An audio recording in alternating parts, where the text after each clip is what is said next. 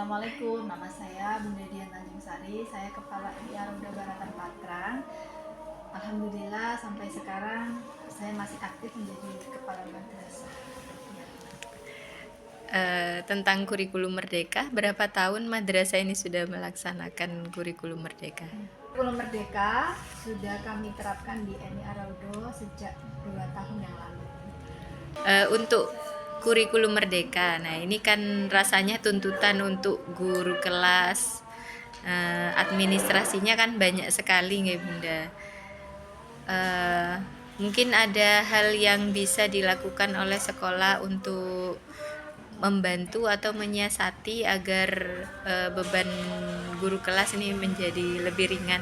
Kalau kita berbicara administrasi pada kurikulum Merdeka, sebenarnya kalau kita lihat lembaga sebelah yang bernaung di bawah dinas pendidikan itu jauh lebih banyak. Sebenarnya kita itu nggak ada apa-apanya, karena beberapa waktu lalu saya sempat main ke SD, salah satu SD di Jombang, dan mereka setiap hari itu harus ada yang dilaporkan untuk PMM.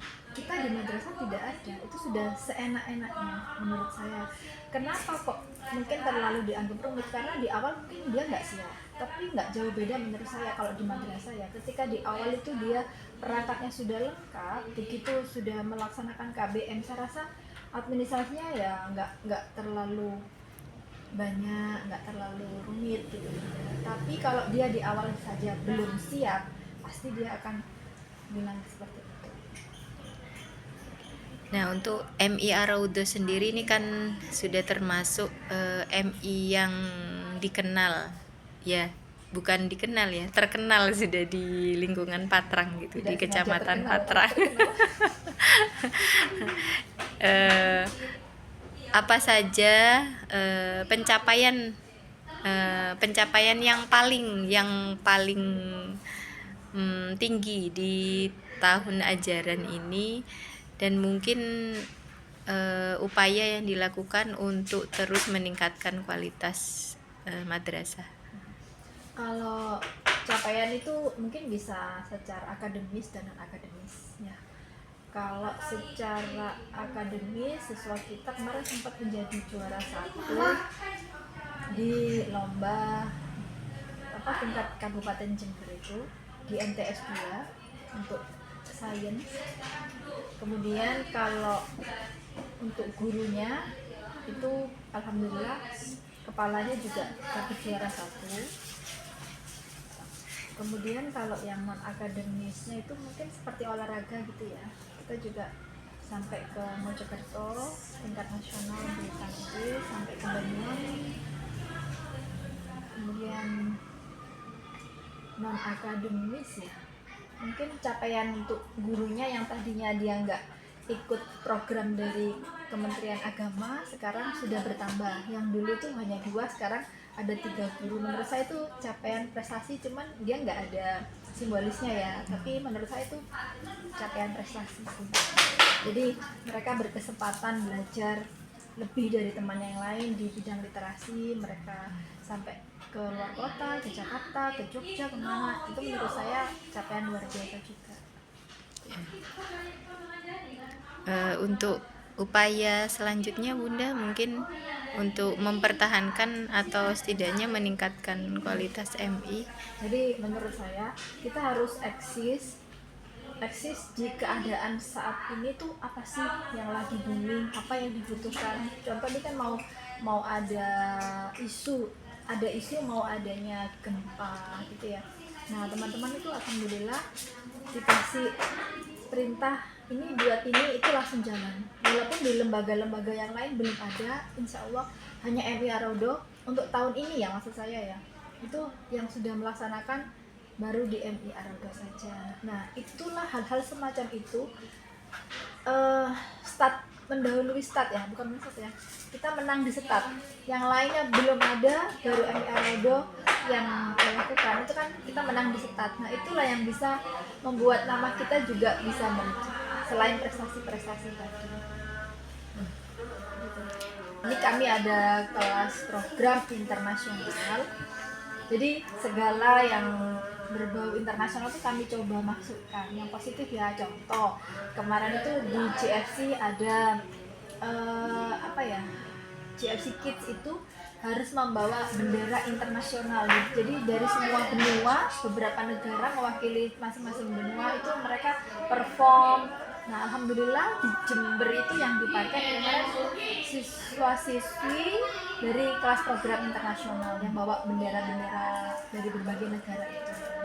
Kemudian di kelas program internasional ini juga kami berikan native speakernya langsung dari California, dari Belanda, jadi siswa bisa langsung belajar dengan para native speakernya itu. Kemudian di kelas internasional ini mungkin yang berbeda ya dengan yang lain adalah mereka, para pengajarnya itu harus menggunakan bahasa Inggris walaupun itu siswanya nggak tahu karena masih awal ya di TK-nya, mungkin mereka dulu belum pernah mendapat bahasa Inggris, tapi mau nggak mau, suka nggak suka harus berbicara bahasa Inggris ketika sudah masuk di dalam kelas tersebut. Seperti itu. Wah, hebat berarti. Sudah ada kelas internasional untuk sekelas ini apa madrasah. Sebenarnya Kayaknya itu itu juga aja. beban sih Bu, maksudnya kita berani membranding internasional, tapi ternyata di dalamnya loh banyak kok sebelah kita yang sudah melakukan itu kan malu juga ya. Jadi kita harus bisa memasukkan apa ya, inovasi yang menginspirasi juga, yang kreatif ke dalam kelas tersebut. Seperti itu. Oke. Terima kasih banyak Bunda. Assalamualaikum warahmatullahi wabarakatuh. Perkenalkan, saya Danti Prelasita Suhandoko yang biasa dipanggil Bunda Danti di Sekolah MIA Raudoh. Saya di sini sebagai wakil kepala madrasah. Dan juga kemarin berkesempatan untuk menjadi instruktur visitasi AKMI 2024. Menjadi instruktur visitasi AKMI berarti kan punya banyak kesempatan untuk mengetahui seluk-beluk sekolah-sekolah di wilayah Jawa Timur. Jadi bagaimana menurut Bunda sekolah-sekolah lain setelah divisitasi, apa saja mungkin kita sebagai kita di MIA Raudoh bisa mengambil apa istilahnya hal yang positif mungkin dari sekolah-sekolah yang sudah pernah divisitasi. Jadi begini, kemarin itu kan memang tujuannya pemerintah khususnya Kementerian Agama itu mengadakan AKMI serta sampai ke visitasi madrasahnya, yaitu yang pertama kan bagaimana sih caranya kita itu meningkatkan literasi di Indonesia, karena kan memang banyak ya literasi itu yang orang tahu hanya tentang membaca, padahal bukan hanya tentang itu. Literasi pun dibagi menjadi 5, jadi ada literasi membaca, literasi sains, literasi sosial budaya, kemudian literasi numerasi, dan literasi terintegrasi.